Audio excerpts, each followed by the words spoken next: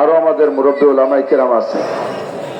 শুধু দুঃখের সাথে পরিতাপের সাথে বলা লাগে, ভারত হইছে আমাদের প্রতিবেশী, আমাদের থেকে শুধু নিতে জানে, কখনো ভালোবাসা দিতে জানে না। শুধু খাইতে জানে, খাওয়াতে জানে না। পানি দেবে না, আবার বস্তা বস্তা ইলিশ মাছ খাওয়ার জন্য জিব্বে বেরোয় বসে থাকে। মুসলমানের কলিজায় আগুন লাগানোর মতো বারবার শত্রুতামূলক বিভিন্ন প্রকার আচরণ তারা করেই যাচ্ছে। ভারত হইছে সকল ভেজালের কারখানা, জাগতিক ভেজাল, ধর্মীয় ভেজাল, সকল ভেজালের কারখানা ভারত। গোলাম আহমদ কাদিয়ানির মতো ভণ্ড নবীর দাবিদার, তার বাড়ি কোথায়? ভারত। ভণ্ড নবীর কারখানা ভারত, সমস্ত ভেজালের কারখানা। নবুয়তির ভ্রান্ত দাবিদারের বাড়িও ভারত। বাংলাদেশে যত ভণ্ড পীর মাজার আছে, সমস্ত মাজারের আমদানি হয়েছে ভারত থেকে। আবার সারা দুনিয়া জুড়ে তবলিগি নামে একটা ঐক্য মঞ্চে কাজ চলতেছিল মতবিরোধ ছাড়া। সেই ধর্মীয় তবলিগি কাজের ভিতরে বিভেদ সৃষ্টিকারী যিনি, তার বাড়িও একে একে শত শত প্রমাণ দেওয়া যাবে। যুগে যুগে সময় সময় সুযোগ পেয়ে তারা ইসলাম ও ধর্মের উপরে মারাত্মক আঘাত করে যাচ্ছে। আমরা শুধু মৌখিক প্রতিবাদ জানাচ্ছি। প্রতিবেশী দেশ হিসেবে তাদেরকে আমরা সতর্ক করে দিতে চাই। আপনারা মনে করেছেন আপনারা সংখ্যাগরিষ্ঠ, আপনারা বড় দেশ। মাঝে মাঝে কানে আসে শুনি, ভারতের জনগণ এত বেশি বাংলাদেশের তুলনায় যে আমরা ভারতওয়ালারা পেশাব করে দিলে বাংলাদেশের 18 কোটি মানুষ পেশাবের সাথে ভেসে বঙ্গোপসাগরে চলে যাবে। আমরা তাদেরকে বলতে চাই, তোমরা শুধু পেশাব করো, তোমরা পেশাব করো, দেখায় ছেড়ে দেব। পেশাবের সাথে এই সংখ্যালঘু বাঙালি মুসলমান তোমাদেরকে পায়খানা করায় ছেড়ে দেবে ইনশাআল্লাহ। শুধু পেশাব না, তোমাদের পায়খানা করায় ছেড়ে দেবে। এরা মুজাহিদ, এরা বদরের সৈনিকদের উত্তরসূরি। এরা 20 জন মুসলমান দাঁড়িয়ে থাকলে 200 কাফের এদের সামনে টিকতে পারবে না। আমরা কখনো সংঘাত চাই না, আমরা যুদ্ধ চাই না। আমরা মুসলিম জাতি শান্তি ও নিরাপদে বসবাস করতে চাই। আমরা কখনো তোমাদের ধর্মীয় অনুভূতিতে আঘাত করি না। আমার দেশে চলমান রাজনীতি প্রেক্ষাপটে যে দাঙ্গা হাঙ্গামা তৈরি হয়েছে, তার ভিতরেও এদেশের হিন্দুরাও তাদের মন্দিরে আগুন দিয়া মন্দির ভাঙচুর করে এদেশের মুসলমান মুসলিম তৌহিদি জনতা উলামায়ে কেরামকে কলঙ্কিত করার চেষ্টা করে থাকে।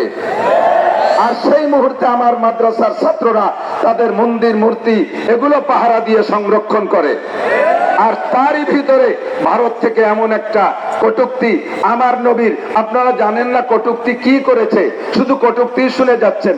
অনেক মন্তব্য খারাপ করেছে, অনেক ভাষা ব্যবহার করেছে, নবী পাকের চরিত্রের উপরে সমালোচনা করেছে।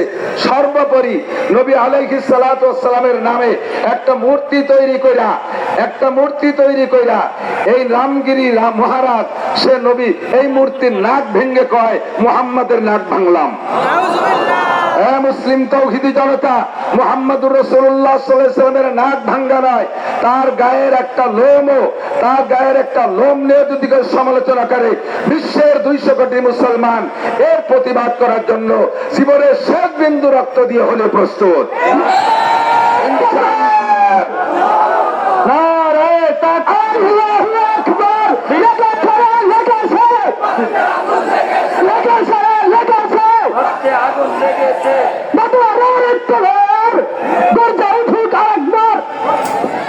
মুসলিম তৌহিদি জনতা, আমরা বিশ্বাসী 20 জন মুসলমান দাঁড়িয়ে থাকলে 200 কাফের মুসলমানের সামনে টিকতে পারে না। আমাদের জীবনের শেষ বিন্দু রক্ত দিয়ে হলেও এই মুহূর্তে আমরা দেখিয়ে দিতে চাই, বিশ্বনবী 1500 বছর আগে ভবিষ্যৎবাণী দিয়েছে বিশ্বের সর্বশ্রেষ্ঠ যুদ্ধ হবে। কি বলা হয়, গজওয়ায়ে হিন্দ। হিন্দুস্তান থেকে উঠবে, হিন্দুস্তানের অমুসলমানরা ইসলাম নিয়ে কটূক্তি করবে আর মুসলমানরা তার প্রতিবাদ করবে। এই যুদ্ধ হবে বিশাল যুদ্ধ, সেই যুদ্ধে মুসলমান বিজয়ী হবে ইনশাআল্লাহ। আমার মনে হয় সেই সময় অতি নিকটে চলে এসেছে। আমরা আমাদের যা কিছু আছে সব কিছু নিয়ে সর্বক্ষণ প্রস্তুত থাকতে প্রস্তুত। আমি আর রৌদ্রের ভিতরে কথা বলাবো না, আমাদের পরবর্তী বক্তারা আছে, আরো উলামায়ে কেরাম আছে, সকলেই কথা বলবে। আল্লাহ পাক রব্বুল আলামিন আমাদের ইমানি জজবায় টিকে থাকার তৌফিক দান করে। সর্বশেষ প্রস্তাব রাখছি, একটাই মাত্র কথা, কি বলা হয়, রামগিরি মহারাজ আর তার সমর্থনে নীতিশ, তার সমর্থনে ও পাশে রামগিরিরে মারতেছে, এদিক টাকা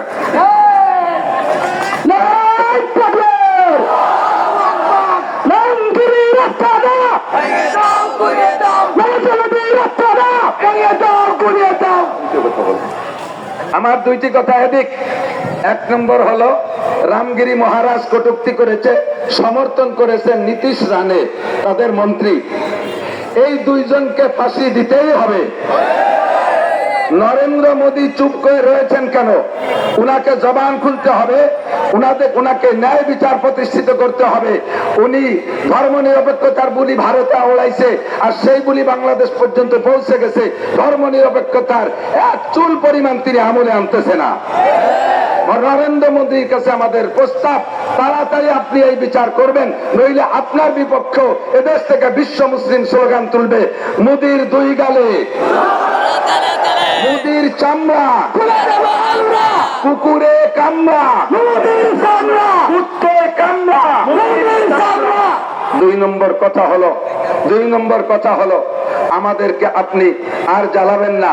দুই নম্বর কথা হলো, এই দেশের এক শ্রেণী মুসলমান, আমি আজকে এখানে আসার পথ কয়, ফিলিস্তিনের পক্ষে তোমরা কথা কইল না, একটা প্রোগ্রাম করলে না, আর ইন্ডিয়ার বিপক্ষে তোমরা করলে।